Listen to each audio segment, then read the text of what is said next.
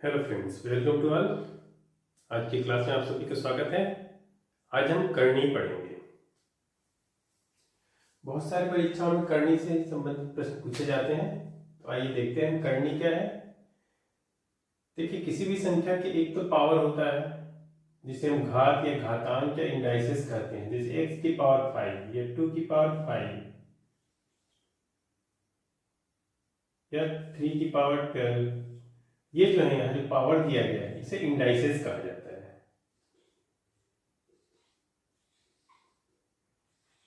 Indices या घातांक, हिंदी में घातांक कहते हैं।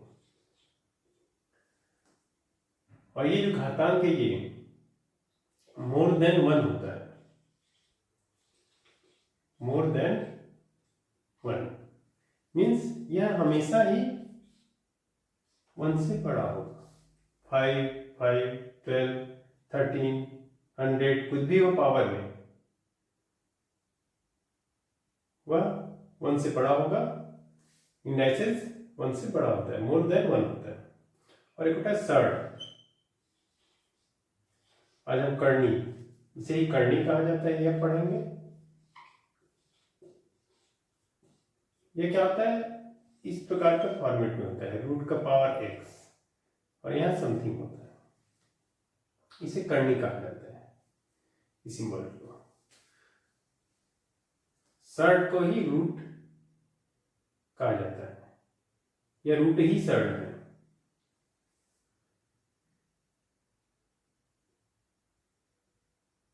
और यह हमेशा लेस देन वन होता है।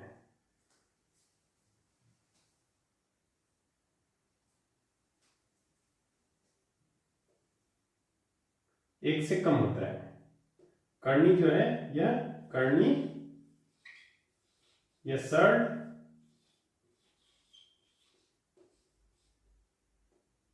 Is less than one.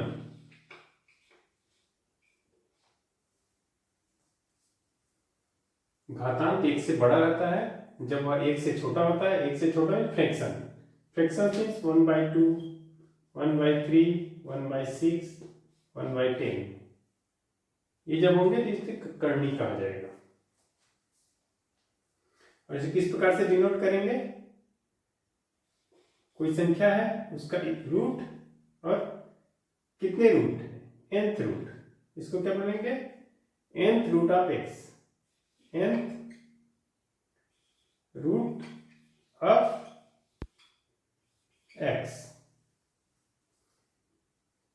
जैसे कि अगर यहां 2 होता, 2 रूट x, तो square root of x, square root of x।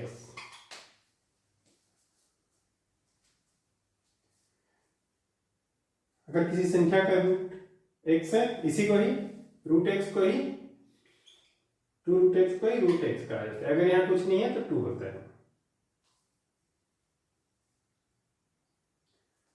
तो इंडाइसेस कब कहा जाता है, जब पावर, जो किसी भी संख्या की पावर जो है वह एक से ज्यादा है तो उसे इंडाइसेस कहा जाता है।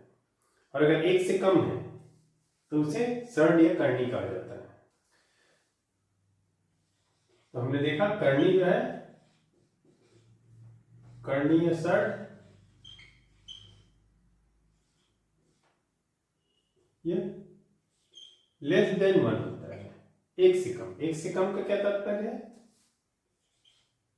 1/2, 1/3, 1/4। किस प्रकार से देखते हैं, जैसे कि कोई संख्या है, एक संख्या की जगह x ही ले लेते हैं, x का पावर 1/2। इसे किस प्रकार से लिखा जाता है, x रूट x। यहाँ 2 होता है जो नहीं लिखा जाता है,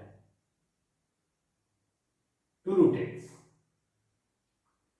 रूट x, x का पावर 1/3, इसे 3 आ जाता है। x का पावर 1/4,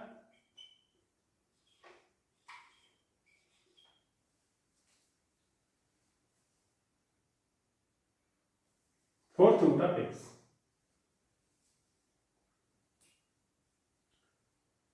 इसे ही कर्णी घात कहा जाता है 4 को।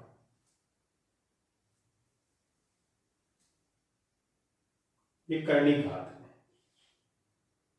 2 को नहीं लिखा जाता है x का पावर, या इसे √x भी लिख सकते हैं डायरेक्ट। 2 नहीं लिखने पे अगर कुछ नहीं लिखा है, रूट के साथ कुछ नहीं है कर्णी घात में, तो वहां 2 मान लिया जाता है, और अगर लिखा है तो वहां 3 या 4 जो भी संख्या है वो ले लिया जाता है। इस प्रकार से कोई भी संख्या हो सके। x का पावर 1/100 है, तो इसका क्या तात्पर्य है, x का पावर x कर्णी घात 100 है। आइए हम देखते हैं, तो √x को क्या लिखा जाता है, x का पावर 1/2। 3 रूट को x का पावर 1/3 लिखा जाता है।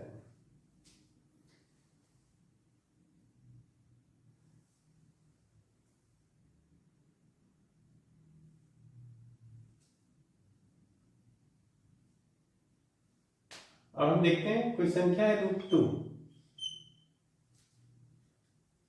√5। तो √2 का क्या मतलब है, 2 का घात 1/2। 5 का क्या तात्पर्य, 5 का घात 1/2, 5 की पावर 1/2।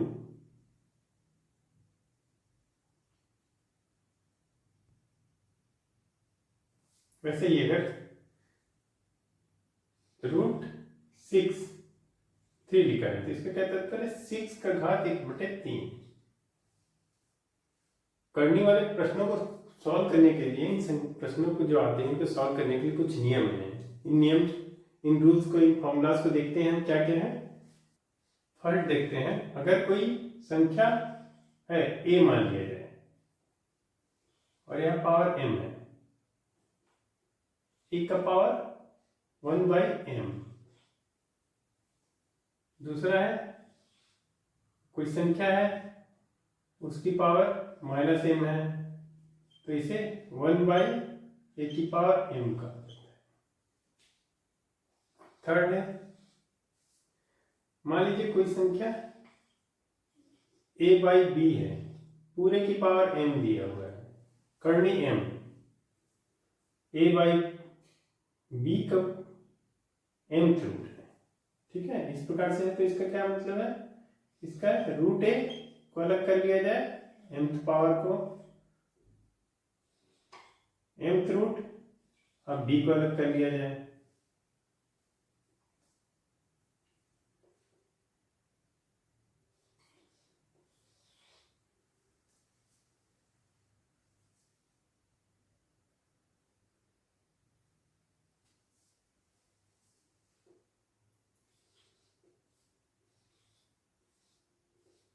a/b का पावर n, इसे a का पावर n, b का पावर n।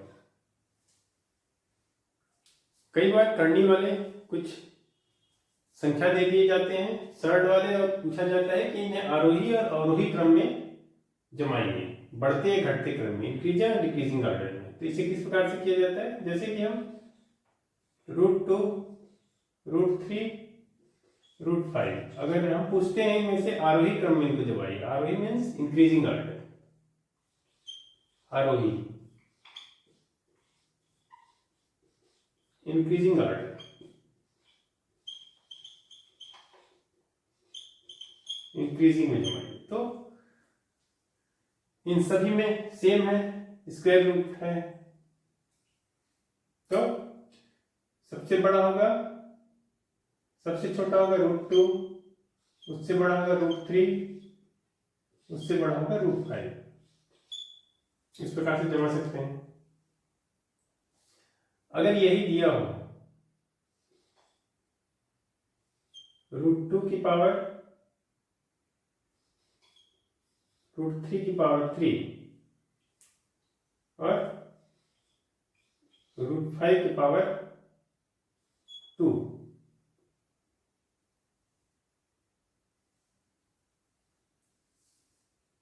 अब इसे बोला जाता है कि इंक्रीजिंग ऑर्डर में जमाइए। तो हम इसे सीधे देख के हम नहीं बता सकते इंक्रीजिंग ऑर्डर में है या डिक्रीजिंग ऑर्डर में, कौन से ऑर्डर में है ये। इसमें सबसे बड़ी संख्या कौन सी है, सबसे छोटी संख्या कौन सी है, ये नहीं बता सकते हैं। तो हमको इसके लिए इनका जो पावर है, पावर मीन्स इनका जो सर्ड है, सर्ड के बाद जो कर्णी घात है सर्ड, उन्हें सेम करना पड़ेगा। तो हम क्या करेंगे, यहाँ भी 2 है, यहाँ कर्णी घात 2, यहाँ 3, यहाँ 2, इन तीनों का हम एलसीएम ले लेंगे। एलसीएम, इन तीनों का एलसीएम आएगा 6,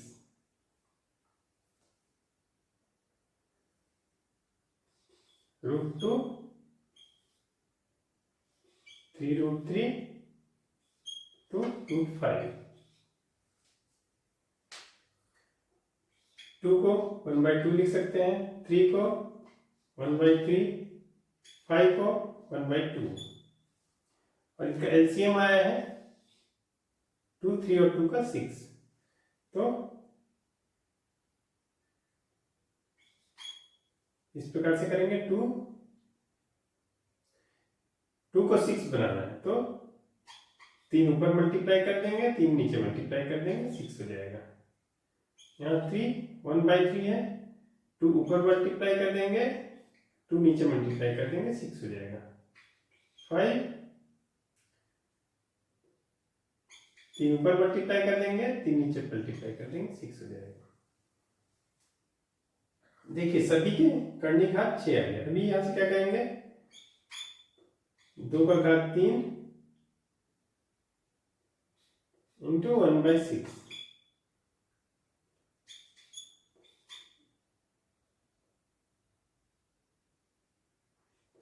इंटू 1/6, 5 का घात 3 इंटू 1/6। यहाँ क्या हो जाएगा, 2 का त्रिघात 1/6, 3 का स्क्वायर 1/6, 5 का त्रिघात 1/6।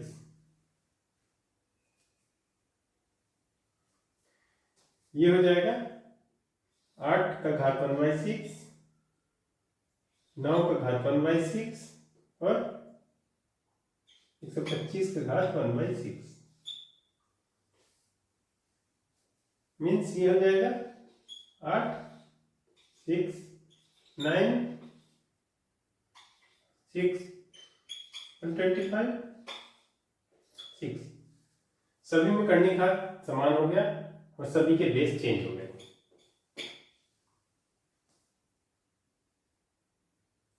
तो हम इजीली हम बता सकते हैं इसमें सबसे बड़ी संख्या 125 है, उसके बाद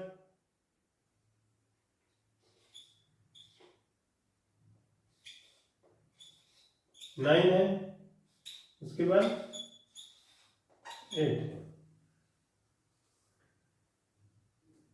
तो यहाँ ये सबसे छोटा होगा, उसके बाद ये बड़ा होगा, उसके बाद ये सबसे बड़ा होगा, इस ऑर्डर में आ जाएगा। ये कुछ संख्या दिए हैं, इनको आरोही क्रम में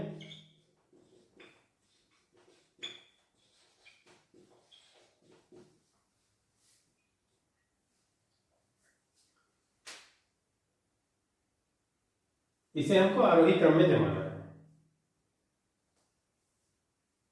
तो देखते हैं हम, सभी का बेस अलग अलग है और सभी के कर्णी घात या सर्ड भी अलग अलग है। इसमें 3 का 4th रूट है, इसमें 2 का 3rd रूट है, इसमें 5 का 6th रूट है। तो हमें सभी के जो कर्णी घात है, जो सर्ड है कर्णी वाली कर्णी घात, उन्हें कॉमन करना पड़ेगा। तो उसके लिए क्या करेंगे, 4, 3 और 6, इन तीनों का एलसीएम निकाल लेंगे। एलसीएम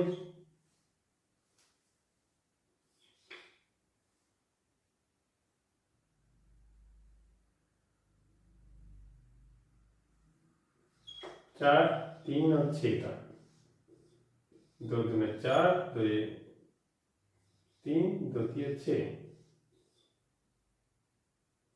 2 एकम 2, 3 3, 3 दूने 6, 2 12, इनका एलसीएम आ जाएगा 12। तब क्या करेंगे हम, यह √3 4 √2 3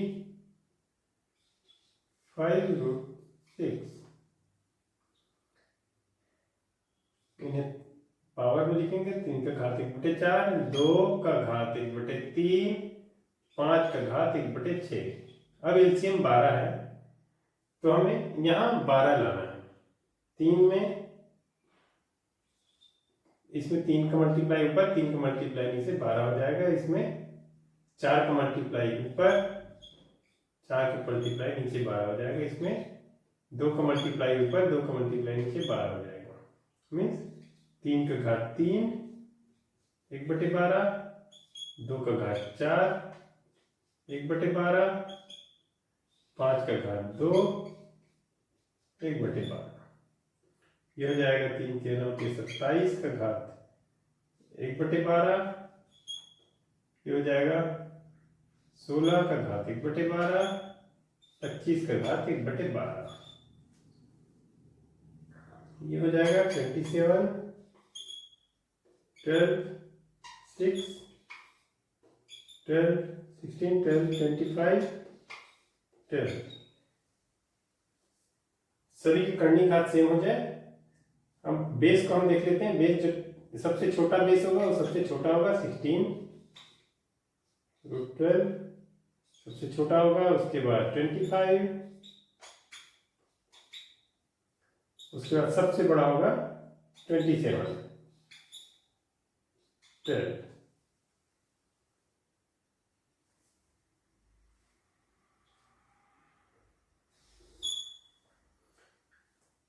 इस प्रकार से आरोही क्रम में जमा लिया हमने। अब √16 कहां से आया, √16 आया है 2 से, 3√2 ये सबसे छोटा होगा।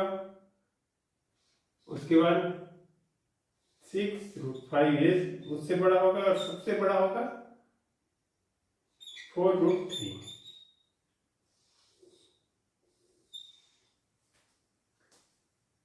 ये सबसे बड़ा होगा। उसके बाद ये सेकंड नंबर में होगा, और ये सबसे छोटा होगा।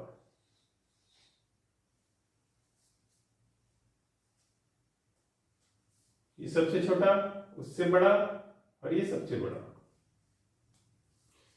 इस प्रकार से करनी वाले कोई भी संख्याएं दी रही हैं उनको, उनके जो करनी घात है उनको समान कर लिया जाएगा। समान कर लेते हैं, उन करनी घात जो रहेंगे उनका एलसीएम निकाल लिया जाता है लघुत्तम समापवर्तक। उसके बाद करनी घात के जो बटे वाली संख्या है, जो भिन्नात्मक संख्या है, उसके हर को समान कर लिया जाता है अंश और हर में मल्टीप्लाई करके।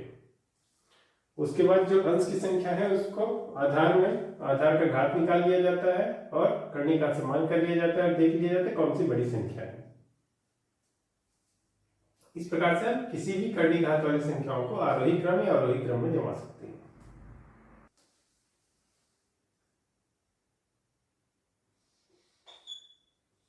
इस प्रकार के जो भी संख्या रहते हैं, करनी वाली संख्या, यहाँ जो रहता है इसे करनी घात कहा जाता है। इसे उसका बेस या आधार कहते हैं।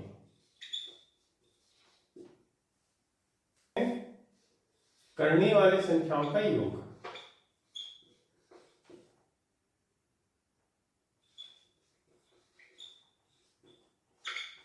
संख्याओं का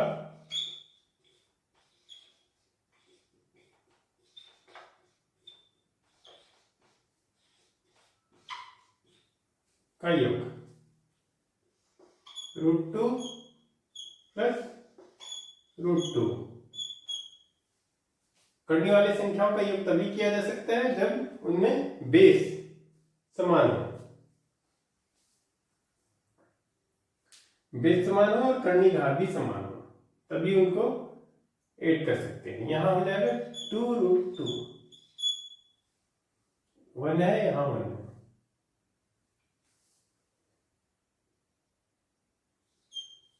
सेकंड, करनी वाली संख्याओं का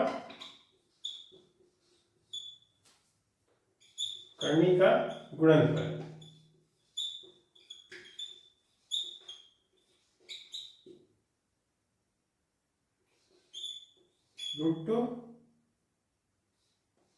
टू √3।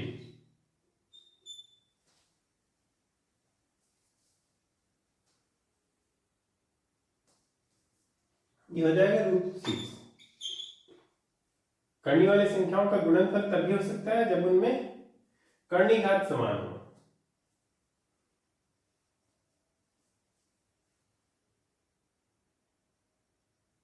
√2 + √3, यहाँ कर्णी घात दोनों में 2 2 है तो ये √6 हो जाएगा। अगर 3 × 4 × 4 × 6 रहे तो कर्णी घात समान है 4 हो जाएगा, अंदर की संख्याओं का छेदीय 18 18 हो जाएगा। कर्णी वाली संख्याओं का योग तभी किया जा सकता है जब उसमें कर्णी घात भी समान हो और बेस भी समान हो। उनका गुणनफल तभी किया जा सकता है जब उसमें कर्णी घात समान हो, ये शर्त सेम हो। कर्णी से संबंधित कुछ प्रश्न बार बार पूछे जाते हैं। कुछ महत्वपूर्ण प्रश्न हम देखते हैं कि एक प्रश्न पूछा जाता है कि मान लीजिए एग्जाम्पल लेते हैं, √7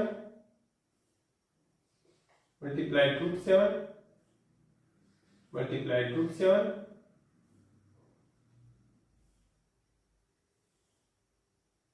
√7,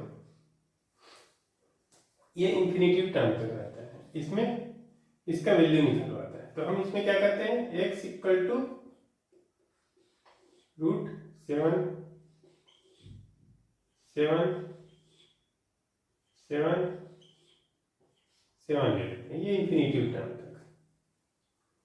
इसका स्क्वायर कर देते हैं तो आ जाता है 7 फिर √7 इंफिनिटिव टर्म तक। x = 7x, क्योंकि ये जो संख्या है यह x है तो ये कट जाता है, x = 7। तो ऐसे वाले संख्याएं जब भी आएंगी मीन्स इस प्रकार के रूप में a फिर √a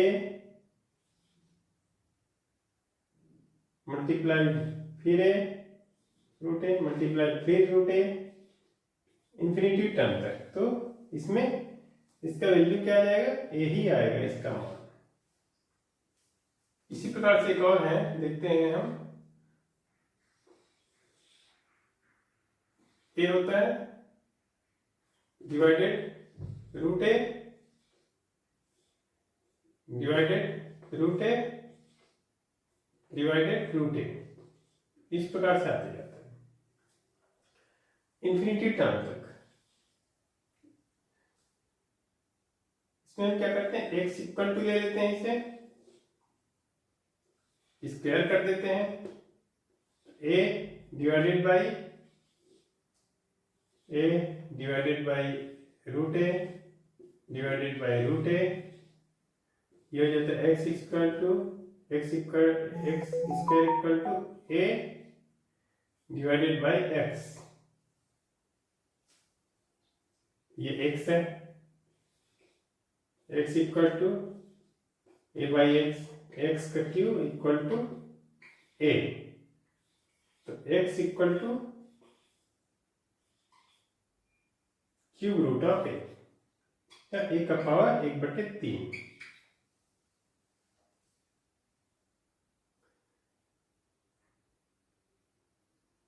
इन दोनों से संबंधित बहुत सारे प्रश्न पूछे जाते हैं। एक में √a मल्टीप्लाइड a रूट करते जाता है, दूसरे में a divided by √a divided by a। जब मल्टीप्लाई वाला होता है तो उसमें a आता है, और जो डिवाइड वाला रहता है उसमें a का पावर 1/3। मान लीजिए दिया है 8 divided by √8 divided by √8 infinitive term तक। तो हमने इसका फॉर्मूला क्या देखा, a का पावर 1/3, सिंपल फॉर्मूला 8 का पावर 1/3 मीन्स 8 का पावर 1/3 = 2।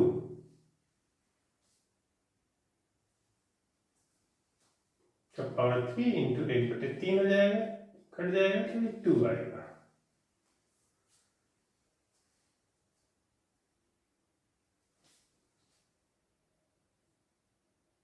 इसी प्रकार से जो पहला क्वेश्चन हमने देखा उसमें क्या था, मान लीजिए 3√3, उसमें √3, उसमें √3, इन्फिनिटी टर्म। तो इसका आंसर क्या होगा, ये सीधे 3 आ जाएगा इसका। बहुत सारे परीक्षाओं में ये प्रश्न पूछे जाते हैं, सिंपल से फॉर्मूला है इसका a by root a by का घात 1 का पावर 3 और यहाँ सिंपल से a